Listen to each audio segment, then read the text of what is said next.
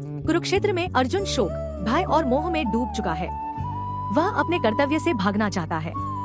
तभी भगवान श्री कृष्ण पहली बार गीता का वास्तविक उपदेश आरंभ करते हैं। श्लोक 11 से आत्मज्ञान की शुरुआत होती है। श्लोक 11। श्री कृष्ण बोले, अर्जुन, तुम जिनके लिए शोक कर रहे हो वे शोक के योग्य नहीं है। तुम ज्ञान की बातें तो कर रहे हो, लेकिन सच्चा ज्ञानी न जीवित का शोक करता है न मृत का।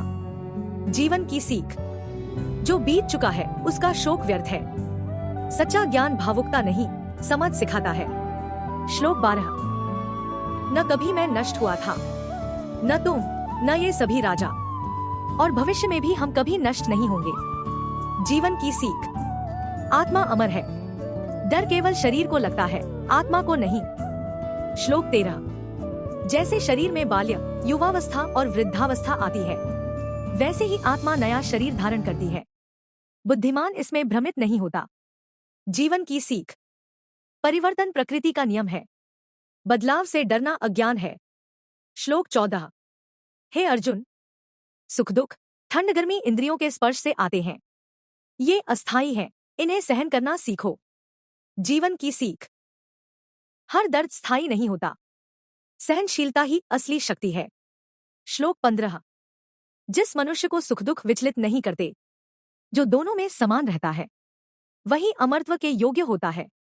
जीवन की सीख, संतुलन ही आत्मविकास की कुंजी है। जो हालात से ऊपर उठ गया वही विजेता है। इन श्लोकों में भगवान श्री कृष्ण अर्जुन को बताते हैं कि शोक अज्ञान से पैदा होता है, ज्ञान से नहीं। आत्मा न जन्म लेती है, न मरती है। वह केवल शरीर बदलती है, जैसे मनुष्य वस्त्र बदलता है। इसलिए किसी के नाश या मृत्यु का भय व्यर्थ है।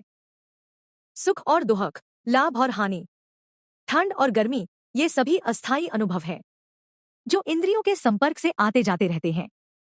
बुद्धिमान वही है जो इनसे विचलित नहीं होता।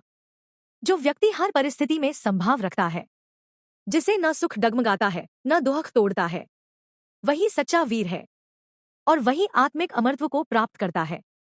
यही गीता का पहला और सबसे गहरा उपदेश है। डरो मत, शोक मत करो, अपने कर्तव्य पर स्थिर रहो।